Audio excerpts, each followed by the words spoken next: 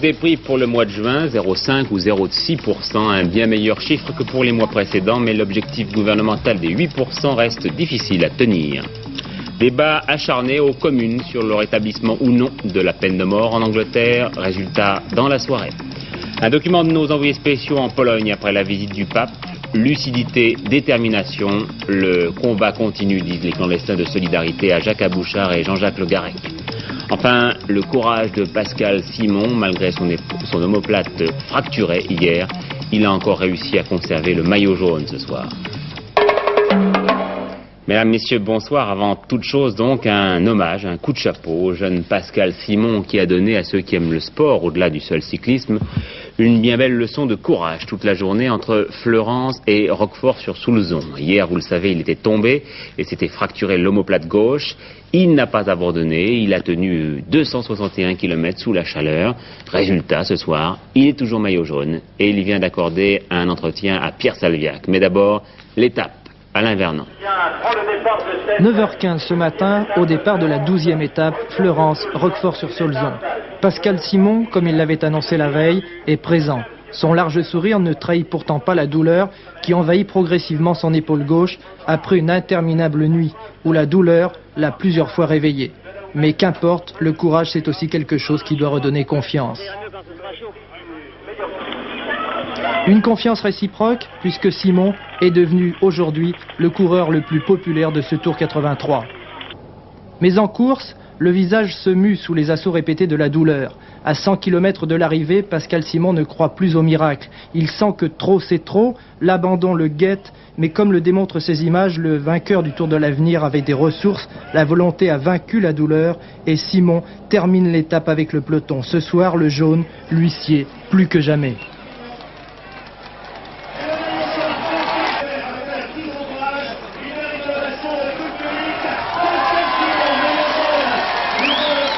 Vous savez, lorsqu'on a presque une épaule en moins, on n'est pas très adroit. Et lorsque nous nous penchons énormément dans les virages, à ce moment-là, tout le poids du corps est sur l'épaule. Et là, j'ai eu du mal à rétablir la situation.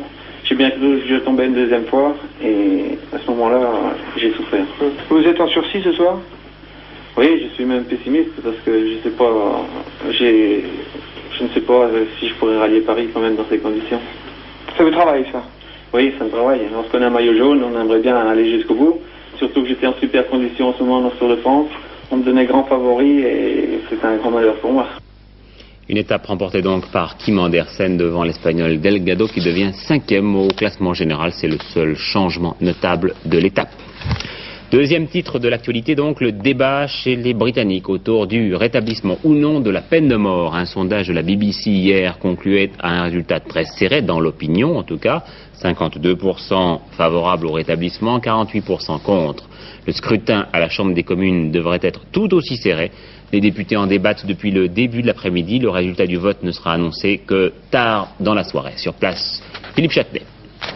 En ce moment même, ici à Westminster, les députés britanniques examinent le projet de rétablissement de la peine de mort, aboli, je vous le rappelle, en 1965.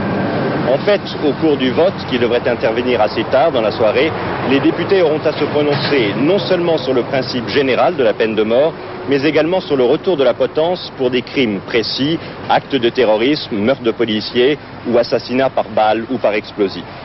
La plupart des observateurs ici estiment que le Parlement refusera le rétablissement de la peine capitale, mais le vote pourrait être assez serré. Les partis politiques, et notamment les conservateurs, qui disposent d'une confortable majorité aux communes, n'ont pas donné de consigne de vote et ont laissé chaque député se déterminer en fonction de sa conscience. De même, alors que le gouvernement de Mme Thatcher n'est pas favorable à ce rétablissement et n'a apporté aucun soutien à ses partisans, eh bien Margaret Thatcher elle-même, ainsi qu'un certain nombre de ses ministres, devraient voter oui. Cette affaire soulève beaucoup d'intérêt dans l'opinion britannique, ainsi qu'en témoigne le nombre de personnes qui sont venues à Westminster aujourd'hui avec l'espoir d'assister au débat et au vote. Il faut dire que selon des sondages, une forte majorité de Britanniques est en faveur de la peine de mort, surtout pour les terroristes. Une opinion qui ne pourra que se renforcer avec la mort ce matin de 4 soldats britanniques qui ont sauté en Irlande du Nord sur une mine de l'Irak. Mais il semble bien qu'une fois encore, les députés diront non à la peine de mort et que la Grande-Bretagne ne sera pas le premier pays occidental à la rétablir après l'avoir aboli. Que dans ce sens-ci, c'est peut-être un sujet qu'une fois qu'il y a la défaite décisive, que j'espère voir mercredi, que ça pourrait être dépassé après cela et oublié pour les années à venir, j'espère. Tchad, arrivé aujourd'hui d'un deuxième détachement de 250 parachutistes zaïrois, les positions des troupes gouvernementales d'Issénabré semblent se redresser, mais la situation reste quand même fragile. Chili, enfin, troisième journée de protestation nationale, hier et la nuit dernière, malgré le couvre-feu imposé par le régime du général Pinochet. Il y a eu de nombreux incidents sporadiques et des manifestations ponctuelles. Un mort ce soir et plus de 500 arrestations. Édouard Laure est notre envoyé spécial au Chili. Succès complet pour l'opposition qui a réussi à mobiliser pour cette troisième journée nationale de protestation les deux plus grandes villes du Chili, dont la capitale Santiago. Et si l'on en croit l'importance des moyens militaires qui ont quadrillé la capitale jusqu'à l'heure du couvre-feu 20h et durant toute la nuit, c'est bien que le régime du général Pinochet se trouve plus que jamais sur la défensive. La victime de cette journée d'hier, aussi bien que le fait que le chef de l'opposition chrétienne démocrate Valdés soit toujours en prison, ne va sans doute pas calmer ce sentiment que l'on sent de plus en plus violent, même au sein des militaires, et qui vise directement la personnalité du général Pinochet. Enfin, une éclaircie dans un climat économique pesant depuis quelques mois. Nouveau ralentissement de la hausse des prix en juin. La première évaluation de l'INSEE parle de 0,5 ou 0,6%. Le mois dernier, la hausse était de 0,7%. Ça nous donne quand même un indice des prix de plus de 5% depuis le début de l'année, 5,2 ou 5,3. Il sera donc difficile à Jacques Delors d'arriver pile aux 8% de tendance moyenne qu'il souhaitait pour l'année 83, mais on ne devrait pas être très loin. La tendance moyenne est bonne en ce moment et la plupart des grandes hausses, notamment celles des tarifs publics, ont déjà eu lieu au premier semestre. Pas question de relâcher l'effort, a dit tout à l'heure le ministre de l'économie, qui sait que les Allemands sont encore sur un meilleur chemin que nous et l'important, eh bien, c'est ce que l'on appelle le différentiel d'inflation, c'est-à-dire la différence entre le rythme des hausses des différents pays, et notamment l'Allemagne, bien sûr. Rien n'est encore définitif chez Peugeot Talbot. Le groupe va accompagner ses licenciements, près de 8000 suppressions d'emplois, de mesures sociales. Et les syndicats, comme les élus des différentes tendances à Poissy et ailleurs, vont essayer d'atténuer les effets de ce projet. Un projet qui ne devrait pas avoir de conséquences sur l'emploi chez Citroën. Guy Schwartz. En 4 ans, les ventes des voitures Talbot ont chuté de moitié, celles des Peugeot de 25%. La brutalité de ces chiffres explique en grande partie pourquoi le numéro 2 français de l'automobile a perdu depuis 3 ans près de 6 milliards de francs. Et elle justifie, aux yeux de la direction, le projet de supprimer plus de 7500 emplois.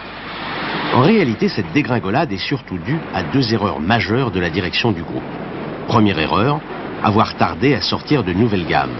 Deuxième erreur, avoir trop longtemps hésité à fusionner le réseau commercial de Talbot avec celui de Peugeot. Quant aux conflits qui se sont succédés depuis 2 ans dans les usines de Talbot et de Citroën, ils ont assurément entraîné un manque à gagner, mais il serait hasardeux de leur attribuer la responsabilité essentielle des difficultés du groupe. Car les usines de Peugeot, où les effectifs vont être également réduits, n'ont pas connu d'agitation particulière depuis bien longtemps. En revanche, l'annonce des licenciements chez Talbot risque de relancer cette agitation. Puis je vous rappelle qu'hier soir, le conseil d'administration de la compagnie Boussac-Saint-Frère a approuvé la fusion de la compagnie avec l'ensemble des sociétés qui appartiennent à l'ancien empire Villot, qui abandonne la direction du groupe. Les frères Villot abandonnent donc cette direction de Boussac. Au Conseil des ministres ce matin, le président de la République a insisté sur la nécessité d'améliorer la vie quotidienne des Français.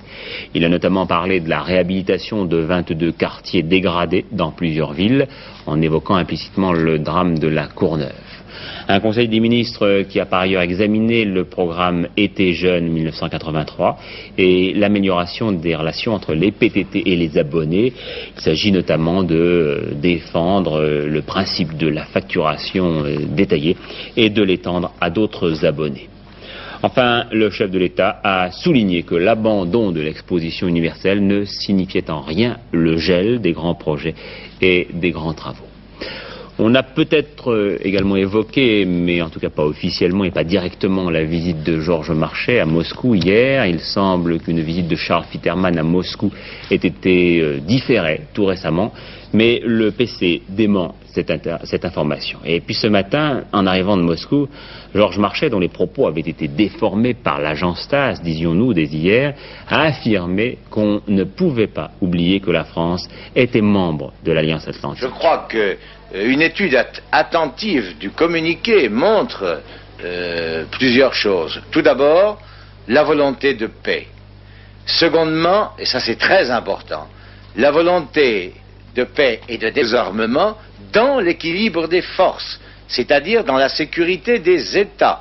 Et il est un passage du communiqué sur lequel j'attire l'attention des téléspectateurs, c'est celui où on dit il faut réduire les armements à l'Est comme à l'Ouest. Ce qu'on appelle déjà l'incident avec l'agence TASS, signifie-t-il qu'on a tenté de vous piéger? Non, mais vous savez, vous connaissez, vous me le reprochez vous-même parfois, vous connaissez mon intransigeance. J'aime, on peut les commenter, mais j'aime qu'on reflète exactement les propos qui sont les miens. Or, il se trouve que un journaliste, je ne sais pas comment ça s'est passé, un journaliste dans un communiqué de TASS m'avait prêté des propos qui n'étaient pas conformes à ceux que j'avais tenus. Or, comme dans toutes ces questions, comme dans d'autres d'ailleurs, j'aime la précision et qu'il s'agit de questions de grande importance à la fois pour la France et au-delà, je suis intervenu avec notre délégation auprès de l'agence TASS qui a immédiatement annulé ce communiqué. Le Parti communiste entre ses responsabilités gouvernementales et ses devoirs internationalistes, nous en parlions hier soir avec Albert Duroy. Jacques Chirac propose des mesures pour lutter contre l'immigration clandestine. 500 000 immigrés à Paris, dit-il, mais aussi des dizaines de milliers en situation irrégulière. La France est bonne mère, mais il ne faut pas aller trop loin, dit le maire de Paris, qui veut notamment modifier les procédures relatives à l'attribution des certificats d'hébergement. Le chef de l'État a rendu hommage en fin d'après-midi à l'Élysée à des Français qui exportent et qui bougent. L'exportation est à l'avant-garde de notre économie, a dit François Mitterrand, en épinglant sur la poitrine de membres de professions très diverses quelques décorations, mérites ou légions d'honneur. Aussitôt après, il a adressé un message aux armées à l'occasion du 14 juillet, en mettant l'accent sur, je le cite, l'effort considérable et nécessaire que la France consent pour sa sécurité. Vous savez que demain, après le traditionnel défilé aux Champs-Élysées, eh bien, il se rendra à Orange, sur la base aérienne. Et dans cette perspective, Michel Halal nous présente la force d'action stratégique. C'est dans ce blocos souterrain de Taverny, dans le Val d'Oise, que tout peut se décider en appuyant sur un simple bouton. D'abord, un vol d'entraînement avec mise en alerte à 5 minutes et décollage ensuite. Bien, mon général. Exercice de décollage à Avord pour les Mirage 4, numéros 61 et 18. Il va falloir 5 minutes exactement entre le moment où Taverny déclenche l'alerte, celui où sur la base d'Avord, les pilotes et les mécaniciens partent vers le hangar où est déjà prêt le Mirage 4, et le moment où l'avion va décoller. Les mécaniciens vérifient une dernière fois les différents instruments vitaux de l'avion et surtout l'arrimage de l'arme nucléaire qui est ici pour l'exercice une maquette. Les forces aériennes stratégiques possèdent 6 escadrons de bombardiers, en tout 72 pilotes et navigateurs qui peuvent être mis en action à tout moment. Prévu pour le bombardement à haute altitude et à très grande vitesse, environ 2400 km à l'heure, le Mirage 4 a ensuite été adapté à la pénétration à très basse altitude et à vitesse proche de la vitesse du son. Ceci étant le seul moyen de mettre en échec la détection radar adverse. Également, vous vérifierez l'état des liaisons vers l'Élysée. Oui, mon général. En permanence en liaison avec l'Élysée, le COFAS peut aussi bien mettre en œuvre la bombe aérotransportée que l'on vient de voir, que les missiles du plateau d'Albion ou ceux qui sont à bord des sous-marins nucléaires lanceurs d'engins. À l'abri des galeries protégées de l'extérieur et des effets des armes nucléaires, le général commandant les FAS supervise très souvent ce genre d'entraînement auquel nous venons d'assister. Oui, c'est un soir comme tous les autres. Ainsi, moi, je suis aujourd'hui l'officier général de permanence, comme il y en a tous les jours. Il y a une équipe de quart qui est complète. L'équipe de quart de ce centre, ce sont 20 officiers et sous-officiers, tous opérationnels et techniciens. Cet exercice n'a rien d'un exercice extraordinaire, ça peut arriver tous les soirs. Oui, absolument. Ce sont des exercices qui se font régulièrement, tous les jours et tous les soirs, d'un bout de l'année à l'autre. Ce sont des exercices plus ou moins globaux, c'est-à-dire que nous mettons en œuvre 1, 2, ou des avions plus nombreux, ou même l'ensemble de la force pilotée. Enfin, ce sont des exercices habituels. Demain sur Antenne 2, en direct, entre 17h30 et 18h30, la manifestation aérienne d'Orange, en présence du président de la République, commentaire de Patrick Lecoq. Aujourd'hui, c'est avec la chanteuse Joan Baez que le président déjeunait. La chanteuse américaine lui a beaucoup parlé de la non-violence. C'est à la non-violence qu'elle dédiera le concert gratuit qu'elle va donner vendredi soir, après-demain donc, sur la place de la Concorde à Paris. Non-violence, on n'y est pas encore tout à fait en Corse, encore des attentats et en réaction de nombreuses interpellations dans les milieux nationalistes. Marcel Tria. 9 dirigeants de la consulte des comités nationalistes ont été interpellés ce matin et mis en garde à vue à l'hôtel de police d'Ajaccio. Parmi eux, le porte-parole de la CCN de Haute-Corse, Léo Batteschi. Démocratie française. Les 2 instructions ouvertes par le parquet d'Ajaccio font d'abord mention de propagation de fausses nouvelles. Dimanche, à Ajaccio, en effet, au cours d'une manifestation organisée à la mémoire de Guy Orsoni, le jeune militant séparatiste enlevé et assassiné récemment, de très graves accusations avaient été portées par Léo Batteschi contre les autorités françaises. Il est surprenant de voir le secrétaire d'État Franceschi, qui, accusé par la CCN d'être l'âme de cette politique de liquidation, c'est-à-dire d'être le chef des assassins, Ils l'ont assassiné, reprenait à son tour en langue corse Jean-Baptiste Rotoli-Forcioli, lui aussi interpellé ce matin.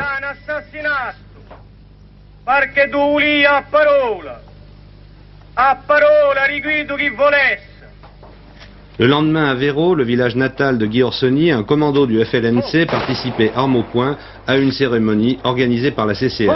C'est ce qui explique sans doute les 2 autres motifs des instructions judiciaires ouvertes ce matin, reconstitution de ligue dissoute et participation armée à manifestation publique.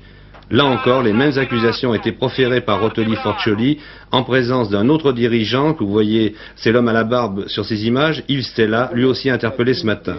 Au cours d'une conférence de presse cet après-midi, la CCN accuse les autorités de faire l'amalgame entre elles et le FLNC. Si par l'amalgame, le pouvoir veut parvenir à dissoudre la CCN, qu'il ne croit pas ainsi gommer l'expression publique du mouvement nationaliste. Réaction donc vigoureuse des autorités qui ont ressenti comme un camouflet cette spectaculaire démonstration des nationalistes. Personne n'a oublié ces images que vous aviez tournées avec Pascal Stelletta, Daniel Lecomte. Oui, Patrick, ces interpellations sont la réponse de l'État indiscutablement au défi lancé par les nationalistes de la CCN. Vous avez vu les images de la semaine dernière, du début de cette semaine. L'État devait donc réagir, il l'a fait en arrêtant les militants les plus en vue ces derniers temps, ceux qui sont aussi les dirigeants du mouvement de la CCN. Est-ce que pour autant on peut parler de la fin de l'effet Broussard, en tout cas de l'échec du commissaire? Écoutez, je ne crois pas qu'on puisse parler d'échec spectaculaire du commissaire Broussard, pas plus qu'on ne pouvait parler de réussite spectaculaire il y a quelques jours, quelques semaines ou quelques mois. Le problème Corse est un problème difficile qui réclame de la patience, a déclaré le chef de l'État lors de son dernier voyage. Et le meilleur policier de France, Robert Broussard, ne pourra pas le résoudre en quelques mois, voire en un an. Robert Broussard nous l'a dit et répété à chaque fois que nous l'avons rencontré. Il faut se garder d'un optimisme démesuré. Il y a eu des avancées, il y aura des difficultés surmontables, ajoutait-il, à condition que le pouvoir, qu'il n'y ait aucun doute sur la volonté du pouvoir d'exercer ses responsabilités politiques. C'est, je crois, ce qui vient d'être prouvé aujourd'hui même. Inculpation du gardien de la paix qui a grièvement blessé par balle un jeune Algérien dans une ZUP de Tourcoing samedi dernier. Il a été inculpé de coups et blessures avec armes. Il est passible de 4 ans d'emprisonnement. Il est écroué ce soir à la maison d'arrêt de Los-les-Lilles. Edmond Vidal, épinglé par la justice, 8 ans de prison pour tentative d'extorsion de fonds dans une affaire de racket de machine à sous. Edmond Vidal est le chef supposé du fameux gang des Lyonnais.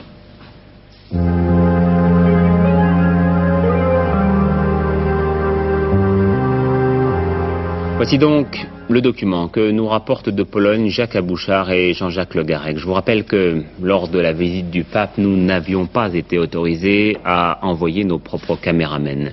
Nos deux confrères se sont donc présentés en simples touristes munis de caméras Super 8. La qualité d'image et du son s'en ressentira donc, mais sur le fond, que d'enseignements dans ce reportage sur l'état d'esprit des Polonais au lendemain de la visite du pape et à la veille sans doute de la levée de l'état de siège.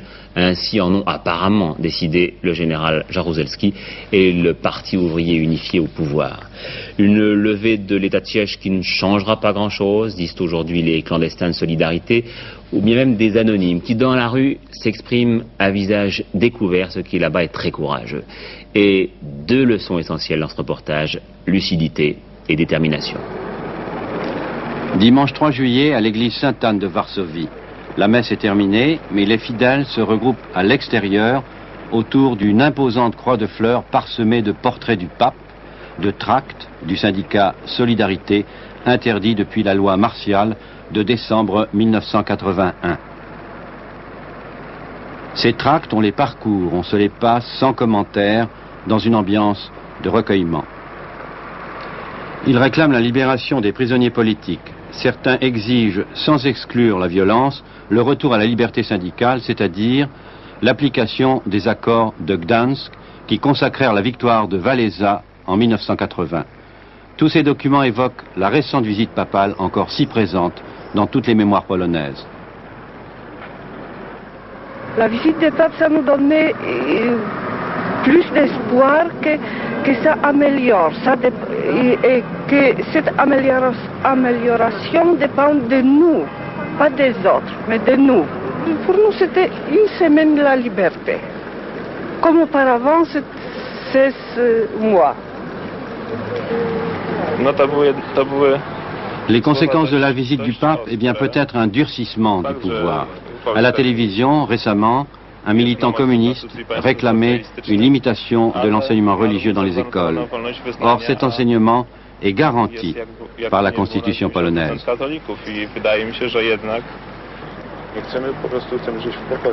Ici, tout le monde ment, la télévision, les journaux. Ce que nous voulons, c'est la vérité et la justice. Pas de miracle donc après la visite du pape, mais beaucoup puisent dans le message de Jean-Paul II des raisons de poursuivre leur combat. Il est venu nous changer nous-mêmes et pas changer la situation de l'extérieur. Nous donner la motivation et même peut-être plus directement la force de continuer, de résister, d'être nous-mêmes.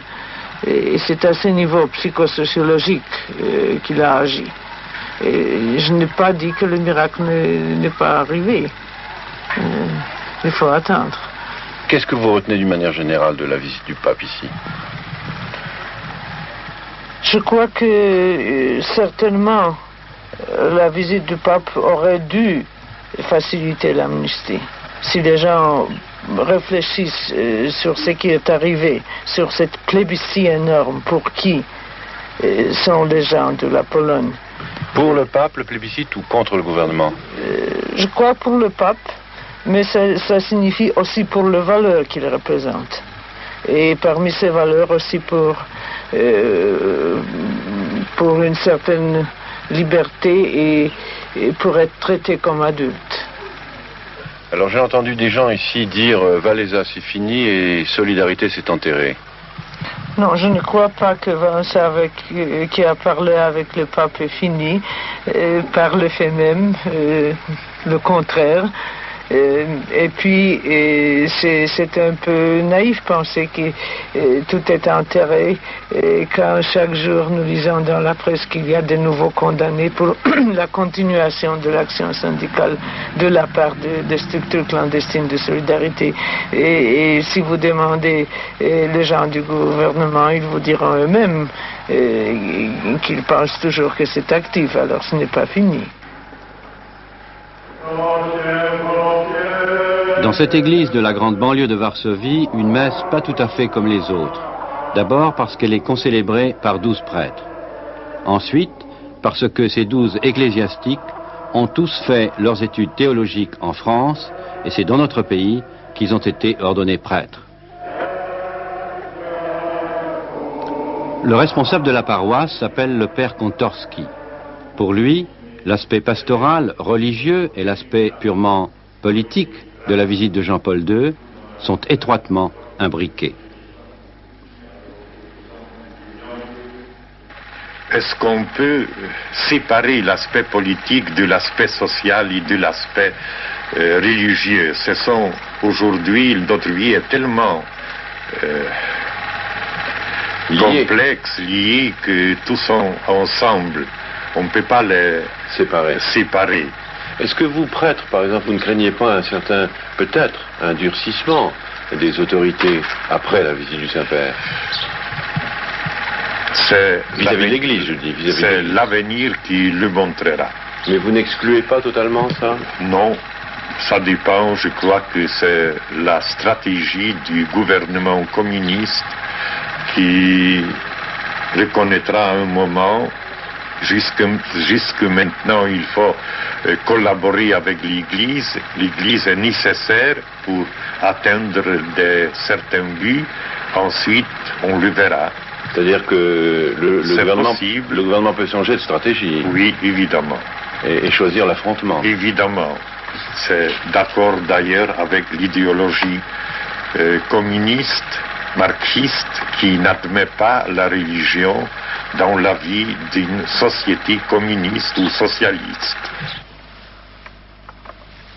Dans la campagne polonaise, au sud du pays, c'est le temps des moissons. La plupart des paysans sont toujours restés un peu à l'écart des événements récents survenus à Varsovie. Celui-ci n'échappe pas à la règle. Pourtant, il a été membre du syndicat Solidarité Rurale. Aujourd'hui, il n'y croit plus. Wałęsa, un homme fini, dit-il. La visite du pape, il n'en attend aucune amélioration. Au contraire, ajoute-t-il, les choses vont encore se détériorer. Il n'y a pas de matériel agricole, les magasins sont vides. En fait, les choses vont peut-être empirer.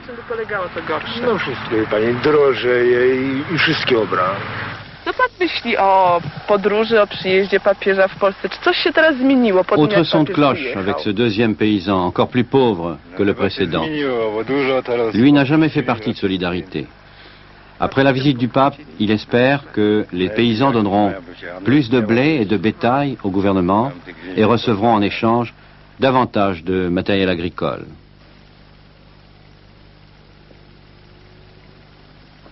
En fait, ce paysan n'attend pas de miracle, mais une certaine amélioration dans sa vie quotidienne.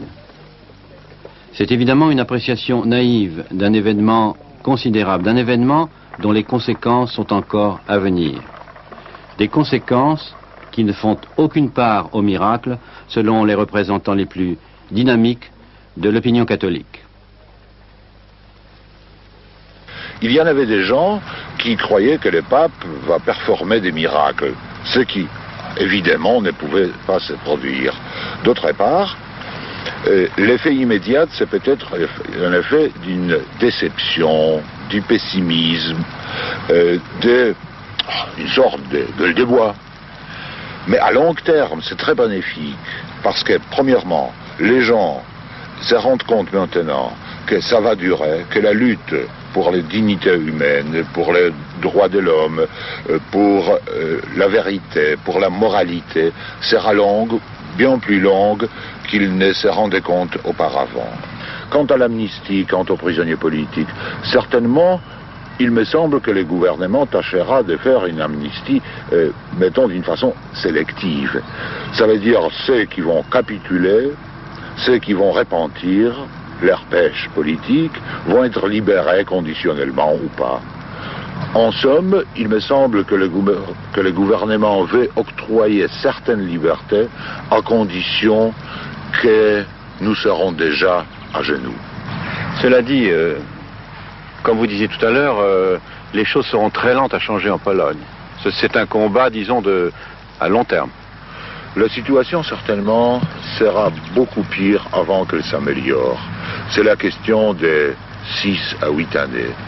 Je suis peut-être excessivement pessimiste, mais les pessimistes ont en général seulement des bonnes surprises. Et après ces 6 ou 8 ans? Après ces 6 ou 8 ans, le gouvernement apprendra qu'il n'est pas possible de gouverner les Polonais par des méthodes autoritaires, qu'il faut avoir un certain consensus social, ce qui ne sera qu'un début d'une évolution lente, positive et difficile. À 23h15, Claude Sérillon reviendra sur la Pologne, sur la base de ce reportage et de ce livre écrit en français et en polonais par Jean Offredo et Dominique Lecor.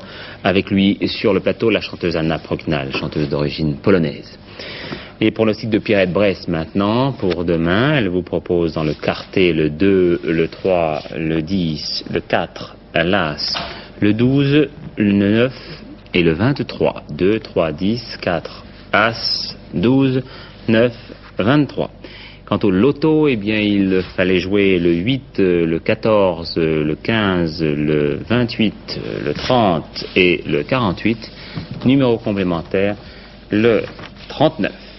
Et puis maintenant, la douceur de Brigitte Simonetta au service de bonnes nouvelles, j'espère. Oui, absolument, parce que demain, nous éprouverons presque une impression de fraîcheur. Presque, il ne faut rien exagérer. Ça est dû à une perturbation qui se dirige sur la Maine, qui nous apporte un vent de secteur nord-nord-est, donc plus frais. Il nous apporte aussi un petit peu de nuages. Ce sera assez couvert le matin sur le nord et l'est, mais le ciel s'éclaircira assez rapidement dans l'après-midi. Puis il faut signaler aussi des brumes assez importantes le matin aussi sur le centre et le sud-ouest. Même chose, elles se dissiperont. Nous aurons droit à une journée très ensoleillée avec des risques d'orage en fin d'après-midi sur les reliefs de l'Est. Puis les températures sont en baisse, très légèrement, avec une moyenne de 27 degrés sur le nord et de 31 degrés sur le sud, maximum 33 sur Perpignan et sur Nîmes. Vous voyez, cette impression de fraîcheur sera très relative. Demain, nous serons le jeudi 14 juillet. Le soleil se lèvera à 6h03, il se couchera à 21h49. Alors, ce sera bien sûr la fête nationale. Et puis, je dois donner quand même un petit conseil à tous ceux qui ne défileront pas, mais qui seront sur les routes. Ce sont les conseils de Bison Futé. Il faut éviter demain de partir entre 6h du matin et midi. Bien, et on va partir tous les deux au bal maintenant. Bon petit bal à tous. Je vous signale aussi un nouveau mensuel breton, sens large, et un millésime, qui c'est un périodique qui parle des amateurs de vin et des vins surtout, bien entendu. Voilà, donc vous retrouverez Claude Sérillon à 23h15. Bonne fête du 14 juillet. Demain, Hervé Chabalier, 12h45, et le plaisir de vous retrouver à 20h. Bonne soirée à tous.